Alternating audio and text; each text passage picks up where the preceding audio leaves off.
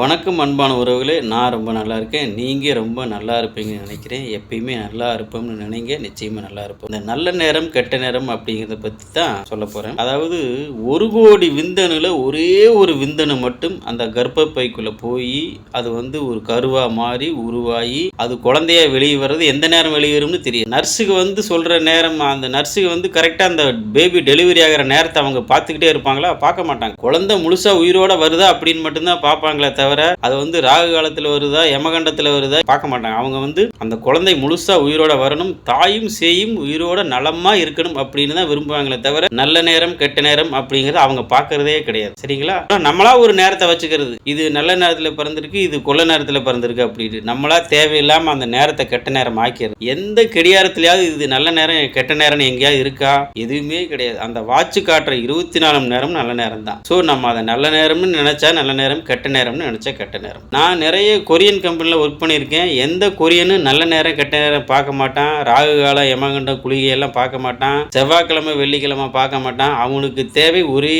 இது வேலை வேலை வேலை வேலை வேலை. அடி அடி அடி அடி நடிச்சு சக்சஸ் பண்ணிட்டு போய்கிட்டே இருப்பான். சவுத் கொரியா நாடை பற்றி உங்களுக்கு எல்லாம் தெரிஞ்சிருக்கு. தமிழ்நாட்டில் முக்காவாசி தான் இருக்கும். ஆனால் இன்னைக்கு உலகளாவிய லெவலில் சவுத் கொரியா முன்னாடி நிற்கிது அப்படின்னா அதுக்கு காரணம் அவரோட முழு உழைப்பு, டெக்னாலஜி. அதை ரெண்டையும் கையில் தான் இன்னைக்கு ரொம்ப நல்லா இருக்கேன். ஆனால் நம்ம எதிலடா குறைய கண்டுபிடிச்சு